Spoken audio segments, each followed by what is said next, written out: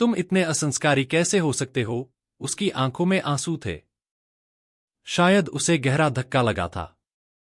दोस्त रिहर्सल के लिए बुलाने आ गए तो हमारा वार्तालाप अधूरा रह गया था। अधूरा कहना शायद गलत होगा, क्योंकि निकिता की ओर से वार्तालाप वहीं उसी क्षण हमेशा के लिए थम गया था। उसने एक कभी न टूटने वाली चुप्पी साध ली थी। मैं अपने प्रस्ताव पर शर्मिंदा था, लेकिन कुछ भी कहने करने का साहस नहीं जुटा पा रहा था।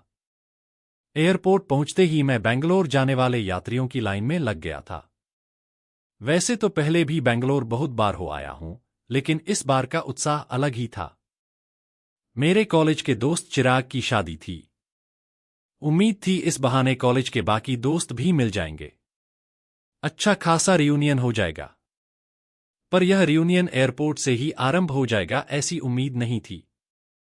मुझे लाइन में खड़े हुए अभी 5 मिनट ही हुए थे कि मेरा ध्यान अपने से 2 नंबर आगे खड़ी सहयात्री पर गया।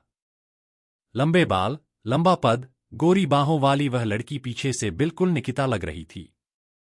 निकिता मेरी कॉलेज की सहपाठी, मेरी एक्स गर्लफ्रेंड। हो न हो यह भी जरूर शादी में ही शामिल होने जा रही होगी। चिराग हमारा कॉमन फ्रेंड था और उसकी मंगेतर निकिता की बेस्ट फ्रेंड थी। मैं उसके त्यालों में डूबा रह गया और वह घूमकर मेरे पास से बोर्डिंग पास झुलाती गुजर गई। 100% वही थी। उसका रंग पहले से और भी निखर आया था। महंगे चश्मे और कपड़ों में वह बला की आकर्षक लग रही थी। या तो उसने मुझे नहीं देखा और पहचाना था, या फिर देखकर भी उपेक्षित छोड़ देना बेहतर समझा था। लाइन में आगे खिसकते मेरे कदम अतीत में खिसकते जा रहे मेरे मन को साथ घसीट पाने में असमर्थ थे। 4 साल गुजर चुके थे, पर कॉलेज में दोस्तों के साथ गुजरा समय इतना जीवंत था कि आज भी आंखों के सम्मुख एक एक पल सजीव हो उठा था। निकिता मेरी गर्लफ्रेंड कब और कैसे बनी मुझे ध्यान नहीं, क्योंकि तब आधुनिक कपड़े, गॉगल्स, बाइक की तरह गर्लफ्रेंड रखना भी एक स्टेटस सिंबल था। साथ घूमने फिरने, दोस्तों को दिखाने के लिए एक गर्लफ्रेंड होना जरूरी था। उससे कब, कहां, कैसे मुलाकात हुई, कैसे प्यार हुआ, यह सब जानने में किसी की रुचि नहीं होती थी। निकिता चूंकि मेरे दोस्त की गर्लफ्रेंड की दोस्त थी, इसलिए जब चिराग और उसकी गर्लफ्रेंड साथ समय गुजारते तो हमें मजबूरन साथ होना पड़ता और धीरे धीरे यही साथ हमें भाने लगा था। जैसा कि लड़कियां स्वभाव से ही बेहद संवेदनशील होती हैं, निकिता हमारे रिश्ते को लेकर गंभीर होती चली गई, जबकि मैं इसे मौजमस्ती का जरिया ही मानता रहा। ग्रेजुएशन खत्म हुआ, सबका प्लेसमेंट हो गया और देखते ही देखते फेयरवेल का वक्त भी आ गया। एक प्ले में वह पारो और मैं देवदास का रोल कर रहा था। रिहर्सल में हमारा अधिकांश वक्त साथ गुजरता था। ऐसे ही विश्रांति के कुछ क्षणों में निकिता थोड़ी भावुक हो उठी।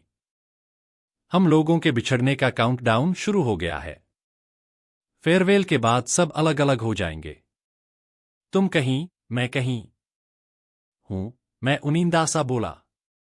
वैसे भविष्य को लेकर तुम्हारी क्या योजनाएं हैं? एक बार तो जॉब ही ज्वाइन करूंगा। थोड़ा अनुभव हो जाए तो फिर एमएस या एमबीए ट्राई करूंगा। हो सकता है विदेश भी चला जाऊं। ऊंची डिग्री लेकर ऊंचे पैकेज वाली नौकरी ज्वाइन करूंगा। फिर थोड़ा बैंक बैलेंस बनाऊंगा। गाड़ी, बंगला खरीदूंगा। यूरोप घूमने का भी बहुत मन है। शायद वहां चला जाऊं। निकिता अब तक रुनासी हो उठी थी। तुम्हारे भविष्य की योजनाओं में मैं कहीं भी नहीं हूं। उसका इशारा समझ में संभल कर बैठ गया था। होना, मैं बस शादी की बात पर ही आने वाला था। इतनी देरी से? क्या भविष्य की इन सब योजनाओं में मैं तुम्हारे साथ नहीं हो सकती? मैं चुप हो गया था।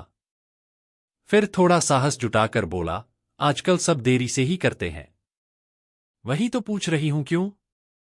क्या पत्नी का बोझ पहले से ज्यादा हो गया है? नहीं, बल्कि वह तो आर्थिक रूप से और भी आत्मनिर्भर होकर पति का बोझ बंटाने लगी है। तो क्या दोनों का फर्टिलिटी पीरियड बढ़ गया है? नहीं, वह भी नहीं। बल्कि फास्ट फूड पर निर्भरता और कम शारीरिक श्रम से यह पीरियड और गड़बड़ा गया है। जितनी देरी से शादी, फर्टिलिटी पीरियड उतना कम। अच्छा, कहीं तुम्हें ऐसा तो नहीं लगता कि शादी करके तुम डिस्ट्रैक्ट हो जाओगे, अपने लक्ष्य पर फोकस नहीं कर पाओगे? हाँ, शायद ऐसा ही। मैंने थूक गटकते हुए कहा। उसके खुलकर आक्रामक रवैये से मैं बौखला गया था।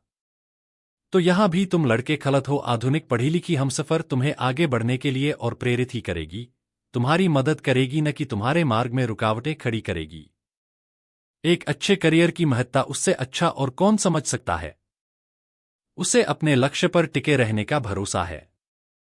फिर तुम लड़कों का आत्मविश्वास क्यों डगमगा जाता है? आज की कामकाजी युवती दो मोर्चे संभालने का बलबूता रखती है। उनके भरोसे तुम और भी निश्चिंत होकर अपना करियर बना सकते हो। मुझे निरुत्तर देख वह आक्रामक रवैया छोड़ समझाइश पर उतर आई। देखो जय, हर काम का एक उपयुक्त वक्त होता है, और यदि कोई विशेष मजबूरी न हो तो वह काम वक्त रहते पूरा कर लेना चाहिए। हमारे पेरेंट्स की भी कुछ जिम्मेदारियां होती हैं, कुछ अरमान होते हैं, और हमें कोई अधिकार नहीं बनता कि हम बेवजह उनके अरमानों का गला घोंटें। लेकिन इन सब के लिए शादी ही क्यों? हम लिव इन में रहकर भी तो ये सब कर सकते हैं। एक दूसरे के प्रेरक और मददगार बने रह सकते हैं। मैं अब निर्लज्जता और ढिठाई पर उतर आया था। लेकिन निकिता सन्न रह गई थी। उसे मुझसे ऐसे प्रस्ताव की उम्मीद कतई नहीं थी। तुम इतने असंस्कारी कैसे हो सकते हो? उसकी आंखों में आंसू थे। शायद उसे गहरा धक्का लगा था। दोस्त रिहर्सल के लिए बुलाने आ गए तो हमारा वार्तालाप अधूरा रह गया था। अधूरा कहना शायद थलत होगा, क्योंकि निकिता की ओर से वार्तालाप वहीं उसी क्षण हमेशा के लिए थम गया था। उसने एक कभी न टूटने वाली चुप्पी साध ली थी। मैं अपने प्रस्ताव पर शर्मिंदा था, लेकिन कुछ भी कहने करने का साहस नहीं जुटा पा रहा था। और इसी ऊहापोह में फेयरवेल के बाद सब अपने अपने रास्ते चले गए थे। इस बीच मैंने पोस्ट ग्रेजुएशन और फिर नौकरी भी ज्वाइन कर ली थी। घरवालों की ओर से शादी का दबाव बढ़ता जा रहा था, लेकिन मेरा अपराधबोधग्रस्त मन इसके लिए तैयार नहीं हो पा रहा था। आज एयरपोर्ट पर निकिता को देखकर यह अपराधबोध एक बार फिर कसक उठा था। पीछे से किसी ने हिलाया तो मेरी चेतना लौटी। मेरा नंबर आ चुका था। सारी औपचारिकताओं से निपटते मेरी आंखें निकिता को ही खोजती रहीं। यात्रियों के रैले में वह जाने कहाँ ठुम हो गई थी, या जानबूझकर मुझसे छुप रही थी। पूरे रास्ते मैं उसी के बारे में सोचता रहा। उसने शादी कर ली होगी या नहीं? यदि नहीं की होगी तो क्या मुझे उसे प्रपोज कर देना चाहिए? खैर, बंगलौर शादी में तो मुलाकात हो ही जाएगी। पर मुलाकात हुई भी और नहीं भी, क्योंकि शादी में जितनी बार भी हम आमने सामने हुए, निकिता बहाना बनाकर इधर उधर होली। अब तक मैंने यह तो पता लगा ही लिया था कि विदेश से उच्च शिक्षा प्राप्त कर वह एक प्रतिष्ठित यूनिवर्सिटी में पढ़ाने लगी है, और शायद आगे रिसर्च वर्क के लिए फिर विदेश चली जाए। निकिता को लेकर मेरी बेचैनी दोस्तों से छुपी नहीं थी, इसलिए वे छेड़खानी का मजा ले रहे थे। बेटा, अब तो तू सारी जिंदगी देवदास बनकर ही घूम। यह चिड़िया तो आजकल में फिर से विदेश फुर्र होने वाली है। पर मैं हार मानने वाला नहीं था।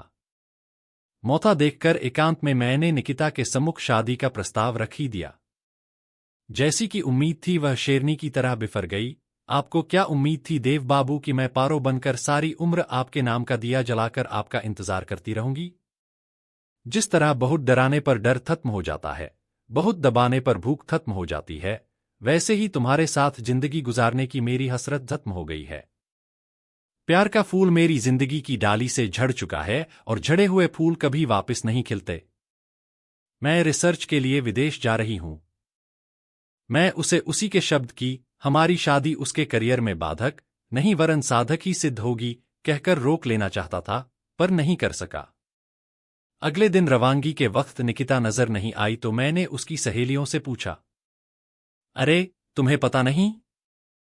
वह तो रात की फ्लाइट से ही निकल गई। उसके पापा को जबरदस्त दिल का दौरा पड़ा था। दिल्ली एयरपोर्ट पर उतरने तक मैं एक महत्वपूर्ण निर्णय ले चुका था।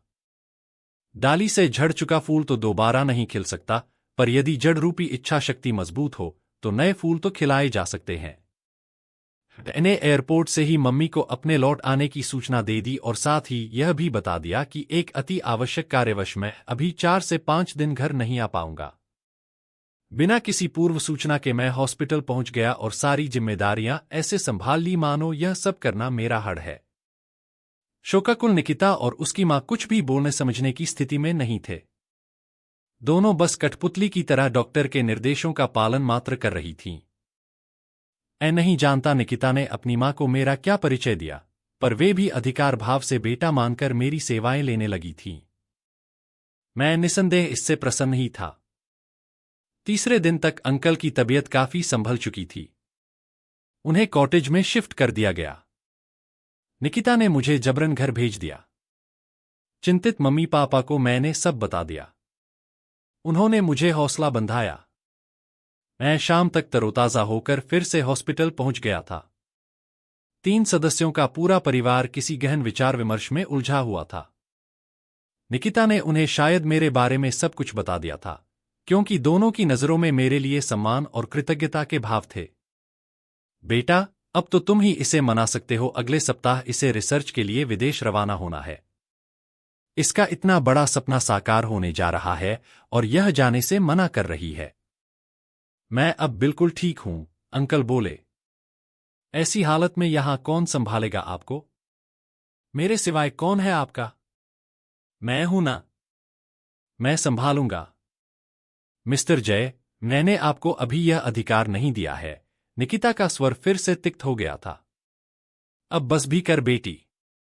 बात को रबड़ की तरह खींचने में किसी का भला नहीं है, आंटी बोल उठीं। हाँ बेटी, मेरा भी यही कहना है। तुम दोनों आपस में सलाह कर इस झगड़े को अब यहीं खत्म कर दो। उनके इशारे पर हम टहलते हुए बाहर निकल आए थे। तुमने तो मेरे पापा मम्मी को भी अपने वश में कर लिया है, निकिता ने बनावटी उलाहना दिया। भी से मतलब? निकिता शर्मा गई तो अपनी जीत पर मेरा चेहरा प्रसन्नता से खिल उठा। आखिर मैं डाली पर फिर से फूल खिलाने में कामयाब हो ही गया था। अपनी मूंछों पर ताव देते हुए मैं बोल उठा, यह आज का देवदास है मैडम। मरने में नहीं, लड़ने में विश्वास रखता है। लेखिका शैली माथुर।